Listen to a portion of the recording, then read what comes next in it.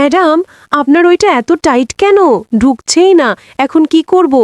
তুমি চেষ্টা করো, জোরে চাপ দাও, ফাটিয়ে দাও। না ম্যাডাম, অনেক ট্রাই করেছি, যাচ্ছে না। আরে তোমার ওইটা বেশি বড়, তাই যাচ্ছে না। তুমি তেল নিয়ে আসো, তাহলে ঢুকবে। কিন্তু ম্যাডাম, বাসায় যে তেল নেই, এখন কি করা? তাহলে দাঁড়াও, আমি একটু খেয়ে পিছলা করে দেই। আর তুমি আমার ওইটা একটু খেয়ে দাও, তাহলে ঢুকে যাবে। আর হ্যাঁ বন্ধুরা, আমার ছাত্র ঢোকানোর চেষ্টা করছে। ততক্ষণে তোমরা চ্যানেলটাকে সাবস্ক্রাইব করে রাখো আমাদের সব মজার গল্প শুনতে। আমি রিয়া, একজন কলেজ টিচার। আমার জীবনটা সবসময়ই শান্ত নিয়মের মধ্যে বাঁধা। কিন্তু সেই শান্তি ভেঙে গেল যখন আমার ছাত্র আরিফ আমার জীবনে ঢুকে পড়ল। আরিফ চুপচাপ নীরব, কিন্তু তার চোখে যেন একটা অদৃশ্য ঝড় লুকিয়ে থাকে।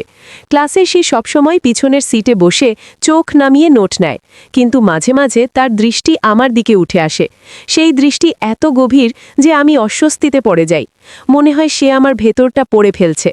আমি দ্রুত চোখ সরিয়ে নিই, কারণ তার চোখে থাকা সেই লুকানো আগুন আমাকে ভয় পাওয়ায়।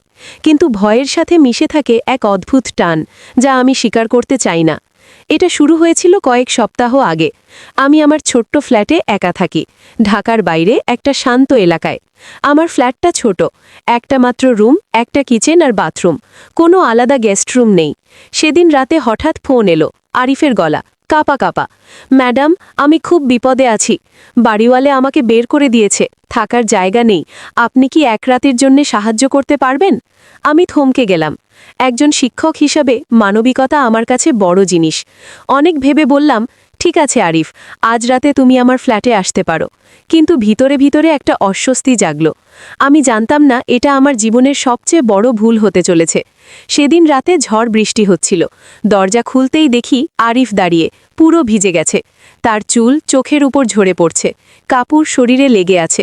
সে আমার দিকে তাকালো, সেই চোখে আগের চেয়েও আরও গভীর কিছু। ভেতরে এসো, আমি বললাম।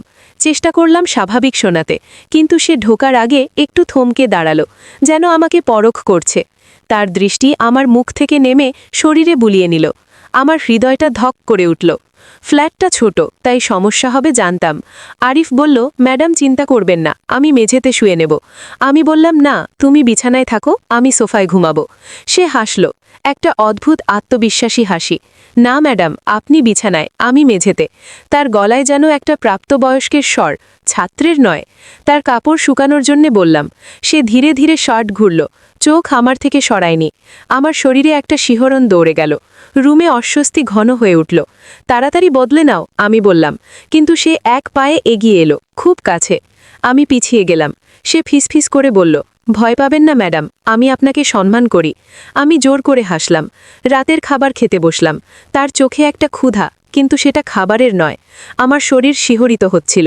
আমি দৃষ্টি সরিয়ে নিচ্ছিলাম, কিন্তু সে নির্লজ্জভাবে তাকিয়ে থাকত। জিজ্ঞেস করলাম, তোমার পরিবার? সে নিচু গলায় বলল, নেই, এখন শুধু আপনি আছেন। তার স্বরে একটা অধিকার বোধ। আমার গা কেঁপে উঠল। ঘড়িতে রাত 12টা। চলো ঘুমাই, আমি বললাম। লাইট বন্ধ করতেই অন্ধকারে তার চোখ আমার দিকে। ম্যাডাম, আপনি ভয় পাচ্ছেন? আমি বললাম, না, কিন্তু গলা কাঁপছিল। আমি সোফায় শুয়ে পড়লাম, সে মেঝেতে। কিন্তু মিনিট কয়েক পর শব্দ। সে উঠে দাঁড়িয়েছে, অন্ধকারে আমাকে দেখছে। কি হয়েছে, ঘুম আসছে না? আপনি এত দূরে কেন? তার গলায় ঝড় লুকানো। আমি বললাম, একই রুমে তো। সে বলল, কিন্তু দূর। আপনি আমাকে বিশ্বাস করেন না? আমি চুপ করলাম। সে আবার ধরল, আমি কি সত্যি আপনাকে সম্মান করি, নাকি অন্য কিছু? আমি চোখ বন্ধ করে ঘুমের ভান করলাম, কিন্তু অনুভব করলাম সে এগিয়ে আসছে। তার শ্বাস আমার মুখের কাছে।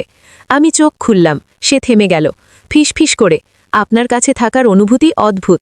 আমি বললাম, আরিফ, পিছিয়ে যাও। সে সরে গেল, কিন্তু তার চোখে দেখলাম সে জানে আমি দুর্বল। সেই রাতে ঘুম হলো না। পরদিন সকালে সে স্বাভাবিক, নাস্তা বানিয়েছে। ম্যাডাম, খেয়ে নিন। আমি অবাক, রাতের আরিফ আর এখনকার আরিফ, দুটো মুখ। খেতে খেতে সে বলল, ভয় পাবেন না, আমি কিছু করব না, যতক্ষণ না আপনি চান। তার কথায় ভয় আর আমন্ত্রণ মিশে। আমি বুঝলাম খেলা শুরু হয়েছে। আমি বললাম, আজ নতুন জায়গা খুঁজে নাও। সে বলল, পাবো না এত তাড়াতাড়ি। আপনি কি চান আমি রাস্তায় থাকি? আমি না বললাম। রাতে আবার ঝড়, সে ভিজে ফিরল। ফোন নষ্ট, আবার থাকতে দেবেন? আমি চুপ। সে ঢুকল, বলল, আপনি জানেন আমি আপনার প্রতি কেমন অনুভব করি? আমি চমকে, থামো আরিফ। সে বলল, অনুভূতি কি ভুল হয়? আমি ছাত্র থাকতে চাই না, একজন পুরুষ হতে চাই আপনার চোখে। সে এগিয়ে এলো, দেয়ালে ঠেস দিল, তার মুখ কাছে। আমার শ্বাস অস্থির, সাহস বেড়ে গেছে। সে হাসল। এটা সাহস নয়, টান। আমি নিজেকে সামলালাম। আজ তুমি বিছানায়, আমি সোফায়। সে প্রতিবাদ করল না। রাতে ঘুম ভাঙল সে আয়নার সামনে দাঁড়িয়ে। কি করছো? আয়না মিথ্যে বলে না, কে কাকে চায়? আমার গলা শুকালো। সে বলল, আপনি ভয় পান কিন্তু থামান না, এই দ্বিধা আমাকে পাগল করে। আমি রাগ দেখালাম, তুমি শুধু ছাত্র। সে হাসল। প্রথম রাতে কেন জায়গা দিলেন? আপনার চোখ অন্য কথা বলে। আমি দরজা খুললাম, কাল বেরোবে। সে বলল, ঠিক আছে, কিন্তু আজ সত্য জানতে চাই। সে জানালায় দাঁড়ালো। আমি একা থাকি কারণ বিশ্বাস করি না, কিন্তু আপনি আলাদা। ক্লাসে যেদিন কাজ ছিলেন দেখেছি। আমি বিস্মিত। সে কাছে এলো। আপনি শক্ত হন কিন্তু ভিতরে ভয়। সম্পর্ক মানে বিপদ, কিন্তু আমি সামনে আসি। তার চোখে আমি থমকে গেলাম। সে বলল, রাত হলে আপনি মানুষ, আমি মানুষ। আমি শব্দহীন। সে শুয়ে পড়ল। আপনি দূরে রাখুন, কিন্তু একদিন নিজে আসবেন। একা মানুষদের অন্ধকার এক করে। বিদ্যুৎ চলে গেল। তার নীরব উপস্থিতি ভয়ঙ্কর। পরদিন কলেজে গেলাম। সিদ্ধান্ত আর সম্পর্ক নয়, কিন্তু মন অস্থির। ক্লাসে তার দৃষ্টি মনি পড়ে। সহকর্মীকে বললাম একা থাকতে, সে এড়ালো। বাসায় ফিরে দেখি সে রান্না করছে, ক্লান্ত। ডিনার সার্ভ করি আমি রাগে। আজ বাসা খুঁজে নাও। সে বলল, আচ্ছা, কিন্তু ভয় পেলে কাছে টানে। আমি চেঁচিয়েলাম, আমার জীবন নিয়ে খেলো না। সে হাসল, আপনি আবেগ থেকে পালান। রাতে নীরব খাবার, লাইট বন্ধ। সে উঠে বিছানার পাশে। সত্যি চান আমি যাই? আমি চুপ। সে বলল, না বললে মানে থামাতে চান না। আমি পাথর। সকালে চা নিয়ে দাঁড়িয়ে, গতরাত কেন থামালেন? তর্ক চাই না। সে কাছে, আপনি আবেগ থেকে পালান, আপনার একাকিত্ব দেখি। আমি ঘুরলাম। সে বলল, আজ দেরি করব বাসা দেখতে। সে চলে গেল। ফ্ল্যাট শূন্য। সন্ধ্যা, বৃষ্টি। আমি দরজার দিকে তাকাই। 10টা। সে নেই, অস্থির। বিদ্যুৎ গেল। দরজায় টোকা। খুলতেই ভিজে আরিফ। বাসা দেখেছি কিন্তু ফিরে এসেছি। আপনার একাকিত্ব আমাকে টানে।